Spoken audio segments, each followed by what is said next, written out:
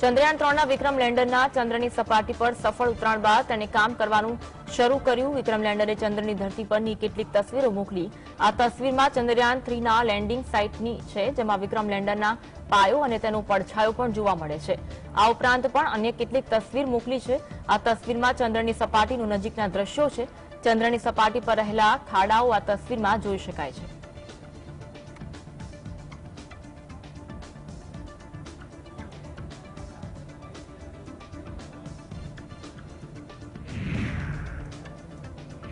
ચંદ્ર પર બુધવારે સાંજે 6:04 લેન્ડર વિક્રમ સફળતાપૂર્વક લેન્ડ થયું।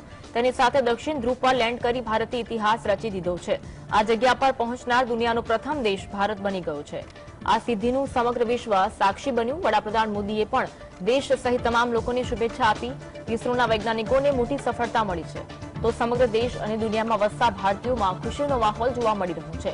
દુનિયાભરમાંથી ઇસરોના વૈજ્ઞાનિકો અને ભારતની શુભકામનાઓ મળી રહી છે। આખી દુનિયાની નજર આ સ્પેસ મિશન પર ટકેલી હતી। 140 કરોડ લોકોની પ્રાર્થના અને 16,500 ઇસરોના વૈજ્ઞાનિકોની 4 વર્ષની મહેનત રંગ લાવી।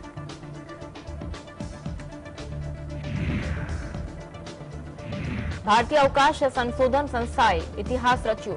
ઇસરોનું ચંદ્રયાન 3 મિશન સફળતાપૂર્વક લોન્ચ થયું। આ સફળતા મેળવનાર વિશ્વનો ચોથો દેશ બની ગયો। ચંદ્રયાનનું લેન્ડર ચંદ્રના દક્ષિણ ધ્રુવ પર સફળતાપૂર્વક લેન્ડ થયું। તે જ સમયે ચંદ્રયાનના સફળ ઉતરાણ પછી ઇસરોએ ટ્વીટ કર્યું ને કહ્યું કે ભારત, હું મારી મંજિલ પર પહોંચી ગયો છું અને તમે પણ ચંદ્રયાન 3એ સફળતાપૂર્વક ચંદ્ર પર સોફ્ટ લેન્ડિંગ કર્યું છે। અભિનંદન ભારત।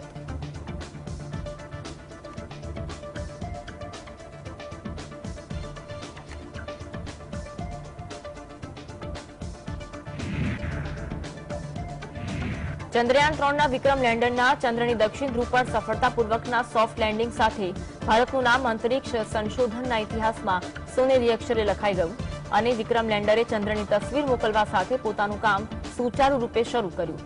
સાથે વિક્રમ લેન્ડરની અંદર રહેલું પ્રજ્ઞાન રોવર પણ ચંદ્રની ધરતી પર પહોંચ્યું છે। વિક્રમ લેન્ડર લેન્ડ થયાના 4 કલાક બાદ તેમાંથી પ્રજ્ઞાન રોવર બહાર આવ્યું હતું।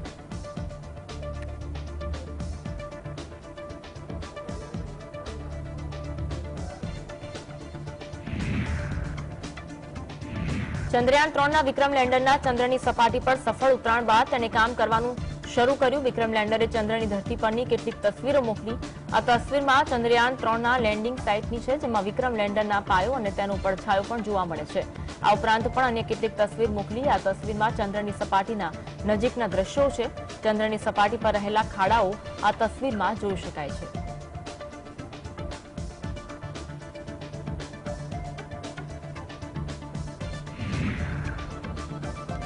ચંદ્રયાન 3 ચંદ્રની સપાટી પર સફળતાપૂર્વક ઉતરી ગયું છે। તેની પાછળ ઇસરોના ઘણા એન્જિનિયરો અને વૈજ્ઞાનિકોની મહેનત છે। તેમના હીરો વિશે બહુ ઓછા લોકો જાણે છે। ચંદ્રયાન 3નું મિશન પાર પાડનાર આ હીરોએ ભારતીયોને ગર્વ કરવાનો મોકો આપ્યો। ભારતીય અવકાશ સંશોધન સંસ્થા ઇસરોના વૈજ્ઞાનિકો ચંદ્રયાન 3 ઉપગ્રહ પર છેલ્લા 4 વર્ષથી કામ કરી રહ્યા હતા।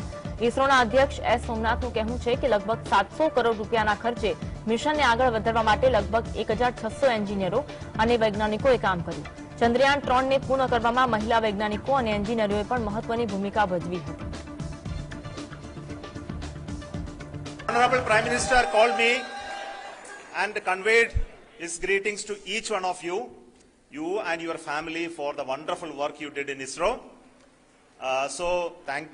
Thanks are to him for the support that he is giving to us for missions like Chandrayaan 3 and the missions that are in the offing.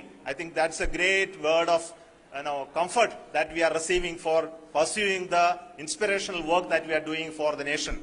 I want to tell you, and I want to thank you also for each and everyone who prayed with us in the last many days, who wanted this success to happen in ISRO.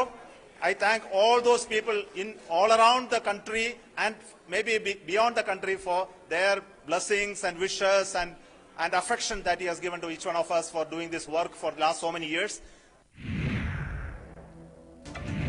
ઇસરોનું mission Chandrayaan 3 ચંદ્રની સપાટી પર સફળતાપૂર્વક land થયું હતું।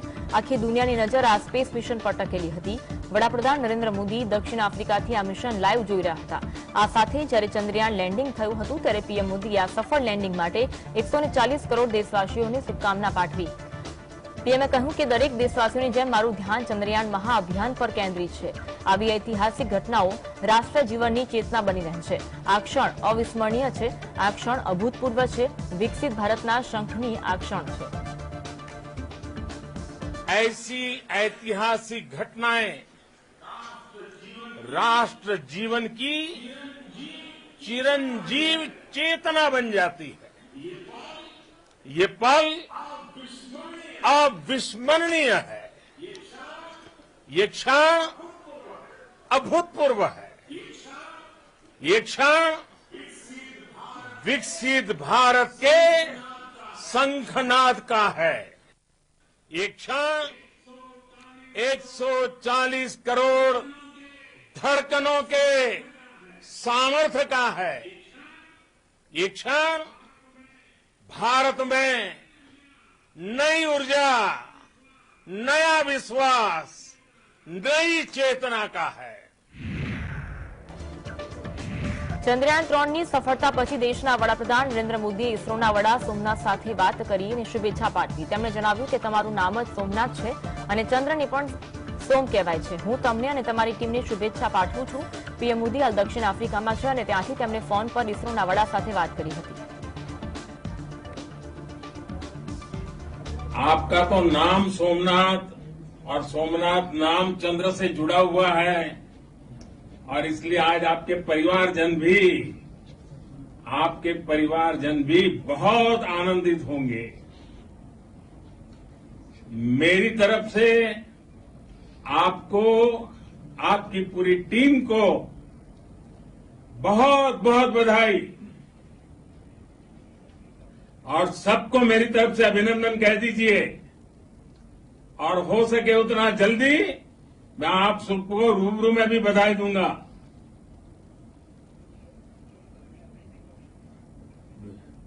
बहुत बहुत शुभकामनाएं और बहुत बहुत बधाई।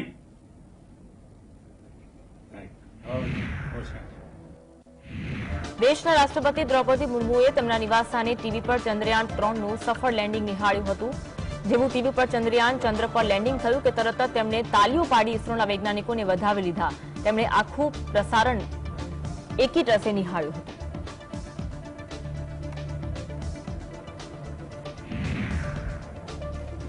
ચંદ્રયાન 3ના સફળ લેન્ડિંગની ઉજવણી ટીમ ઇન્ડિયાએ પણ કરી। આયર્લેન્ડ સામેની T20 સિરીઝના અંતિમ મુકાબલાની ગણતરીની મિનિટ્સ પહેલા ટીમ ઇન્ડિયાના ખેલાડીઓએ ચંદ્ર પર વિક્રમ લેન્ડરના સોફ્ટ લેન્ડિંગનું લાઈવ પ્રસારણ નિહાળ્યું અને સફળતાપૂર્વક મિશન પૂર્ણ થતા ટીમના ખેલાડીઓએ ઇસરોના વૈજ્ઞાનિકોને ગૌરવની ક્ષણ સાથે વધાવ્યા હતા।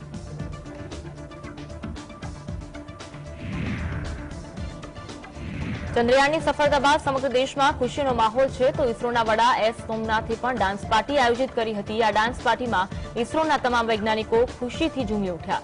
બોલિવૂડ સંગીતના તાલે ઇસરોના વૈજ્ઞાનિકો અને ઇસરોના વડા એસ સોમનાથે ડાન્સ કર્યો હતો।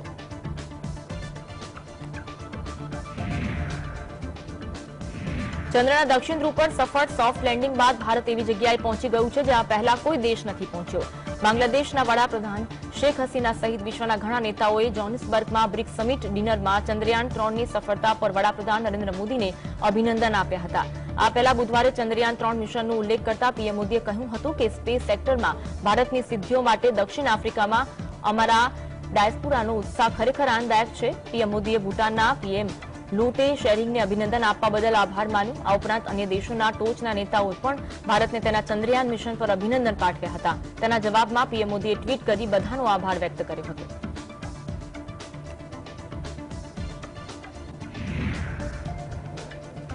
ભારતે ચંદ્રયાન 3ની સોફ્ટ લેન્ડિંગ કરાવવાની ઇતિહાસ રચ્યો છે ત્યારે માત્ર ભારત જ નહીં સમગ્ર વિશ્વમાં રહેતા ભારતીય સમુદાયના લોકો ભારતની આ સિદ્ધિનો જશ્ન મનાવી રહ્યા છે। અમેરિકામાં પણ ભારતીય સમુદાય ન્યુયોર્કના ટાઇમ્સ સ્ક્વેર ખાતે ચંદ્રયાન 3ના સફળ ઉતરાણની ઉજવણી કરી અને ભારતીય હોવાનો ગર્વ અનુભવ્યો હતો। चीन पहुंचकर भारत अब दुनिया के अंदर पहला देश बन गया है, लेकिन हम वसुदेव कुटुंबकम में भरोसा करने वाले, उस सिद्धांत को फॉलो करने वाले लोग हैं। One earth, one family, one future. तो ये केवल भारतवासियों के लिए 140 करोड़ भारतवासियों के लिए गर्व की बात नहीं है, बल्कि ये पूरे विश्व के लिए गर्व की बात है। ભારતે ચંદ્રયાન બાદ એક જ દિવસમાં બીજી સિદ્ધિ પ્રાપ્ત કરી। ભારતના સ્વદેશી લાઇટ કોમ્બેટ એરક્રાફ્ટમાંથી રડારની રેન્જમાં ન દેખાય તેવી ઓસ્ત્ર નામની beyond visual range BVR air to air મિસાઇલનું પરીક્ષણ કર્યું. ગોવાના દરિયા કિનારેથી આ પરીક્ષણ સફળતાપૂર્વક કરાયું હતું. આ મિસાઇલ 20,000 ફૂટની ઊંચાઈએથી છોડવામાં આવી હતી.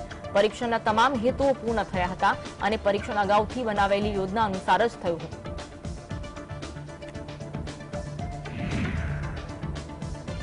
રશિયામાં બુધવારે એક વિમાન દુર્ઘટના સર્જાઈ. આ દુર્ઘટનામાં 10 લોકોના મોત થયા હતા. આ વિમાન દુર્ઘટના મોસ્કો અને સેન્ટ પીટર્સબર્ગ વચ્ચે થઈ હતી. આ વિમાનના યાત્રીઓની યાદીમાં રશિયાની ખાનગી સેના વેગનર ગ્રુપના વડા યેવગેની પ્રિગોઝિનનું નામ પણ સામેલ છે. યેવગેની પુતિન પછીનો બીજા ક્રમનો નેતા ગણવામાં આવતો હતો અને પુતિન બાદ સત્તાનું સુકાન તેના હાથમાં જાય તેવી શક્યતા હતી.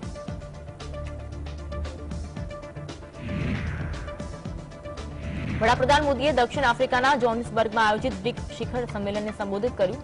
આ દરમિયાન તેમણે બ્રિક્સની સિદ્ધિઓ ગણાવતા કહ્યું કે આ સંગઠને અનેક સિદ્ધિઓ મેળવી છે અને લોકોના જીવનમાં સકારાત્મક પરિવર્તન લાવતા તેને શ્રેષ્ઠ બનાવી રહ્યું છે. વડાપ્રધાન મોદીએ 15મા બ્રિક્સ શિખર સંમેલનને સંબોધન કરતા કહ્યું કે બ્રિક્સને ભવિષ્ય માટે તૈયાર સંગઠન બનાવવા આપણે આપણા સંબંધિત સમાજોને પણ ભવિષ્ય માટે તૈયાર કરવા પડશે અને ટેકનોલોજી તેમાં મહત્વપૂર્ણ ભૂમિકા ભજવશે. વડાપ્રધાન મોદીએ કહ્યું કે લગભગ 2 દાયકામાં બ્રિક્સે એક લાંબી અને શાનદાર યાત્રા કરી છે. આ યાત્રામાં આપણે અનેક સિદ્ધિઓ મેળવી છે.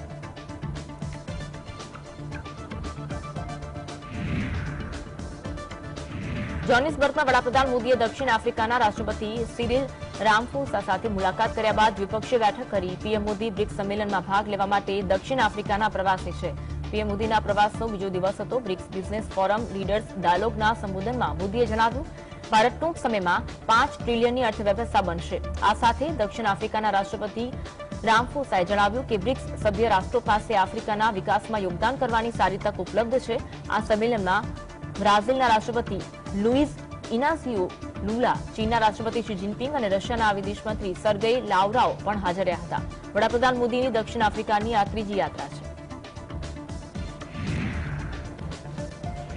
વડાપ્રધાન નરેન્દ્ર મોદીએ દક્ષિણ આફ્રિકાના જોહાન્સબર્ગમાં બ્રિક્સ બિઝનેસ ફોરમને સંબોધિત કર્યું.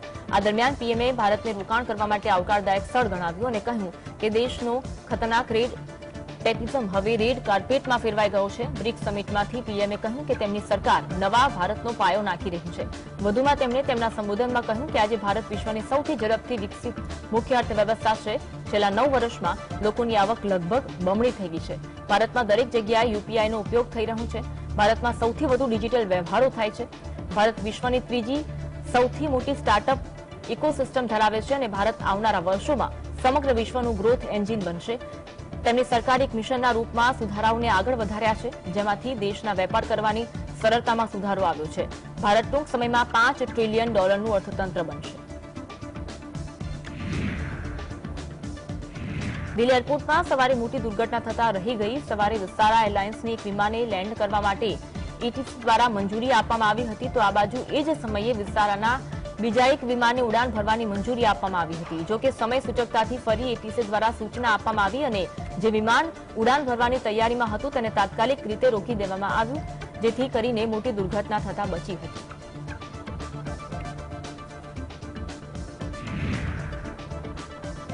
નેપાળમાં એક ભયાનક માર્ગ અકસ્માતની ઘટના બની, જેમાં ડાડિમ જિલ્લામાં એક પેસેન્જર બસ ત્રિશુલી નદીમાં ખાબકી. આ દુર્ઘટનાને પગલે 8 લોકોના મોત થયા હતા, જ્યારે કે 15 થી વધુ લોકો ઘાયલ થયા હતા. નેપાળના બાગમતી પ્રાંતમાં એક પેસેન્જર બસ મુખ્ય હાઈવે પરથી નદીમાં ખાબકી હતી. આ ઘટનાને પગલે સ્થાનિક પોલીસ અને પ્રશાસનની ટીમ ઘટનાસ્થળે પહોંચી હતી, તો બચાવ કામગીરી ચાલી હતી. ડાડિગમાં પોલીસ વડા એસપી ગૌતમ મિશ્રાએ જણાવ્યું કે સર્ચ ઓપરેશન ચાલુ છે. આ ઘટનામાં મૃત્યુઆંક વધવાની શક્યતા છે. આ ભયાનક અકસ્માત બાદ બસ ત્રિશુલી નદીમાં આંશિક રીતે ડૂબી ગઈ હતી, પરંતુ બચાવકર્તાઓએ બસની અંદરથી ઘણા મુસાફરોને જીવતા બહાર કાઢવામાં સફળતા મેળવી હતી.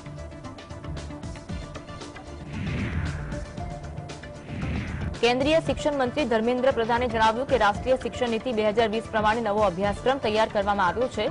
વર્ષ 2024ના શૈક્ષણિક સત્ર માટે પાઠ્યપુસ્તકો પણ તૈયાર કરવામાં આવશે. આ સાથે વર્ષમાં 2 વાર બોર્ડની પરીક્ષા લેવામાં આવશે.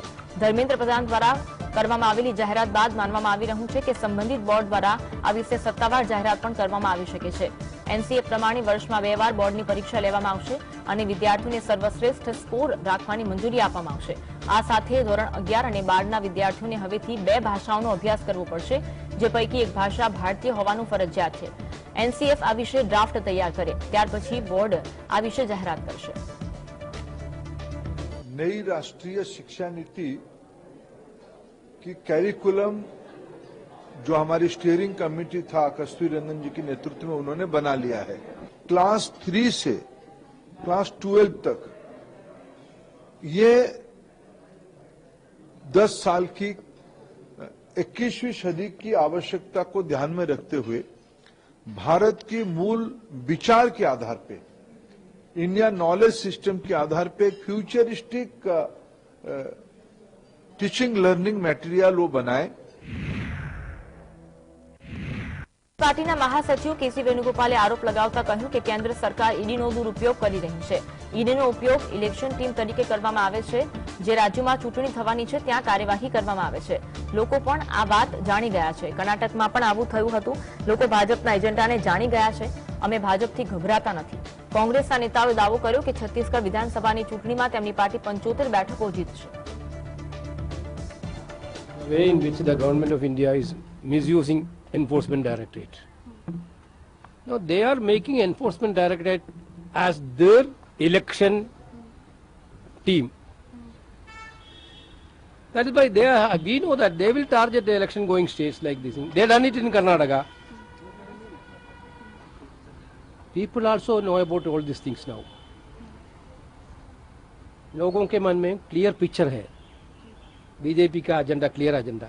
So we are not worrying about it. We will win hands down 75 seats. We will win with Chhattisgarh. છત્તીસગઢના મુખ્યમંત્રી ભૂપેશ બઘેલે જણાવ્યું હતું કે જ્યારે રાયપુરમાં કોંગ્રેસનું રાષ્ટ્રીય અધિવેશન યોજાયું હતું ત્યારે પણ સતત 3 દિવસ સુધી દરોડા પાડવામાં આવ્યા હતા. બઘેલે કહ્યું કે મારો જન્મદિવસ છે ત્યારે મારી સાથે સંકળાયેલા લોકોના ઘરે દરોડા પાડવામાં આવ્યા. આ વડાપ્રધાન અને કેન્દ્રીય ગૃહમંત્રી તરફથી મને જન્મદિવસની સોગાત મળી છે. देखिए, जब हमारा रायपुर में कांग्रेस का राष्ट्रीय अधिवेशन हो रहा था उस समय भी ईडी की छापा पड़ा था. 3 दिन तक लगातार जो व्यवस्था में लगे थे पदाधिकारी थे उनके घरों में लगा. और आज मेरा जन्मदिन है, उस दिन भी मेरे से जुड़े हुए मतलब मेरा ओईटी है जो मेरे क्षेत्र काम देखते हैं उसके घर में छापा पड़ा है. एक मेरे जो राजनीतिक सलाहकार है उसके घर में छापा पड़ा है. एक मेरे जो पारिवारिक मित्र हैं बीमार हैं, बहुत गंभीर बीमारी जूझ रहे हैं, उसकी पत्नी भी बीमार है, उसको भी तक नहीं छोड़े हैं ये लोग. तो प्रधानमंत्री और गृह मंत्री की तरफ से मुझे एक जन्मदिन का गिफ्ट मिला है, उनको धन्यवाद. કર્ણાટકની રાજધાની બેલગામમાં કાવેરી જળ વિવાદ મામલે સર્વદળીય બેઠકનું આયોજન થયું જેમાં CM Siddaramaiah, deputy CM DK Shivakumar, જેડીએસના નેતા કુમારસ્વામી, પૂર્વ મુખ્યમંત્રી યેદુરપ્પા, ભાજપના સાંસદ તેજસ્વી સૂર્યા સહિતના નેતાઓ ઉપસ્થિત રહ્યા. છેલ્લા એક દશક કરતા વધુ સમયથી તમિલનાડુ અને કર્ણાટક વચ્ચે કાવેરી જળ વિવાદ ચાલી રહ્યું છે. તાજેતરમાં સુપ્રીમ કોર્ટે પાણીની વહેંચણી માટે એક ખંડપીઠની રચના કરી હતી જેમાં 2 રાજ્યો તમિલનાડુ અને કર્ણાટક વચ્ચેની મડાગાંઠનો ઉકેલ લાવવા પ્રયાસો હાથ ધરાયા હતા.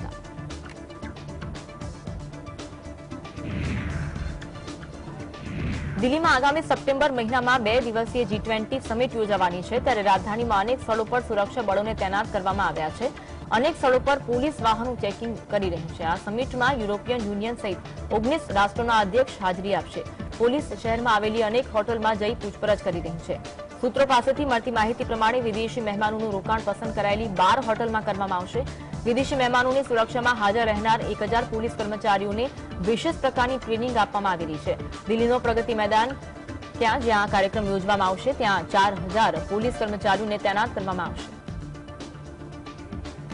देखिए, दिल्ली यातायात पुलिस ने काफ़ी विस्तृत इंतजाम की योजना बनाई है जिसके तहत एक विस्तृत यातायात निर्देशिका जल्दी ही जारी की जाएगी और इसमें जो भी एक यातायात प्रबंधन के मुख्य बिंदु होते हैं, चाहे वो रेलवे सर्विसेज हो, बस सर्विसेज हो, एयरपोर्ट के जाने के जो रास्ते हैं और साथ ही साथ जो इमरजेंसी सेवाएं हैं, इसेंशियल सर्विसेज हैं, उनके लिए पुख्ता और विस्तार से इंतजाम किए गए हैं जिसके बारे में आपको जानकारी जल्दी दे दी जाएगी. દિલ્હીના પ્રગતિ મેદાનના કન્વેન્શન સેન્ટરમાં આગામી 9 થી 10 સપ્ટેમ્બરના રોજ G20 સમિટ યોજાશે. અમેરિકી રાષ્ટ્રપતિ જો બિડેન G20 સમિટમાં ભાગ લેવા માટે 7મી સપ્ટેમ્બરે ભારત આવશે. કોઈ અમેરિકન રાષ્ટ્રપતિ ભારતમાં 4 દિવસ રોકાણ કરે એવી આ પ્રથમ વખત ઘટના બનશે. રોકાણ દરમિયાન પીએમ મોદી અને બિડેન 2 વખત મુલાકાત કરશે. વ્હાઇટ હાઉસે જણાવ્યું કે રાષ્ટ્રપતિ બિડેન ઇન્ડોનેશિયામાં યોજાનારી આસિયાન સમિટમાં ભાગ નહીં લે અને ભારતમાં રોકાણ કરશે. તેમજ બિડેનના બદલે ઉપરાષ્ટ્રપતિ કમલા હેરિસ આસિયાનમાં ભાગ લેશે. G20 સમિટમાં યુએસ પ્રમુખ જો બિડેનની સાથે સાથે ચીનના રાષ્ટ્રપતિ શી જિનપિંગ, કેનેડાના વડાપ્રધાન જસ્ટિન ટ્રુડો અને ફ્રાન્સના રાષ્ટ્રપતિ એમેન્યુઅલ મેક્રોન સહિત અનેક રાજ્યોના વડાઓ અને રાજદ્વારીઓ હાજરી આપશે. સમિટમાં ભાગ લેતા વિશ્વના નેતાઓ અને મિશનના સ્વાગત અને આવાસ માટે વિદેશ મંત્રાલયે કુલ 35 હોટલ બુક કરાવવામાં આવી છે. G20માં યુરોપિયન યુનિયનને બાદ કરતા 19 શક્તિશાળી દેશોનો સમાવેશ થાય છે, જેમાં મુખ્યત્વે United States, Canada, Mexico, Argentina, Brazil, દક્ષિણ આફ્રિકા, ચીન, જાપાન, દક્ષિણ કોરિયા, ભારત, ઇન્ડોનેશિયા, રશિયા, તુર્કી, France, Germany, Italy, UK, Saudi Arabia અને ઓસ્ટ્રેલિયાનો સમાવેશ થાય છે.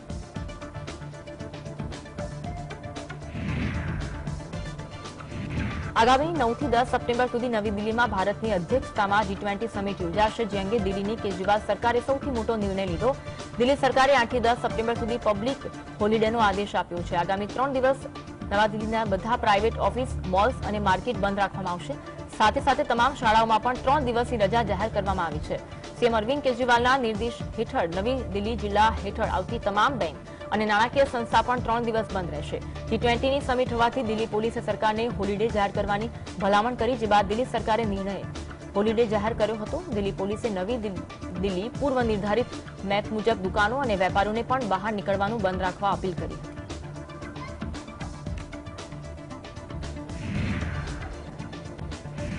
બિહાર ભાજપના પ્રમુખ સમ્રાટ ચૌધરીએ પ્રદેશમાં સત્તારૂઢ જેડીયુ પર આકરા પ્રહાર કર્યા. તેમણે કહ્યું કે જેડીયુ નકલી રાજનીતિ કરે છે. જેડીયુ પાર્ટી પછાત અને વંચિત લોકોનું સન્માન કરતી નથી. ભાજપના નેતાએ દાવો કર્યો કે લાલુ પ્રસાદ યાદવ તો 15 વર્ષમાં કોઈને પણ અનામત આપ્યું નહોતું. નીતિશ કુમારે આરજેડી સાથે ગઠબંધન કર્યું અને આ માટે આ પ્રકારના વિવાદાસ્પદ નિવેદન આપે છે. बयान दे रहे हैं ये अत्यंत ही दुर्भाग्यपूर्ण है. अति पिछड़ा का सम्मान ये लोग करना नहीं जानते हैं और ये लोग क्योंकि नकलीपन से ही राजनीति शुरू किए हैं, चाहे वो नीतीश कुमार हो, लालू प्रसाद हो. लालू प्रसाद जी ने तो 15 साल में कभी किसी को आरक्षण नहीं दिया, उनके साथ गठबंधन में गए हैं, इसलिए इस तरह का बयान दे रहे हैं. માં ભારે વરસાદ, પૂર અને ભૂસ્ખલન સંબંધિત ઘટનાઓના કારણે કુલ 84 લોકોના મોત થયા, જ્યારે કે 47 વ્યક્તિ ઇજાગ્રસ્ત થયા. પ્રદેશમાં અતિવૃષ્ટિના કારણે લગભગ 1.5 થી વધુ મકાનો ક્ષતિગ્રસ્ત થયા. રાજ્યના મુખ્યમંત્રી પુષ્કરસિંહ ધામી દિલ્હીની પરત ફર્યા બાદ સચિવાલયમાં તૈયાર કરવામાં આવેલા ઇમરજન્સી કેન્દ્રની મુલાકાત લીધી. પુષ્કરસિંહ ધામીએ જણાવ્યું કે પ્રદેશમાં વરસાદી સિસ્ટમ સક્રિય છે અને તેને ધ્યાનમાં રાખી રેડ એલર્ટ જાહેર કરવામાં આવ્યું છે. પ્રદેશમાં જે નુકસાન થયું છે તેની વહેલી તકે ભરપાઈ કરવી અમારી પ્રાથમિકતા છે. તમામ અધિકારીઓને એલર્ટ રહેવાની સૂચના આપવામાં આવી છે.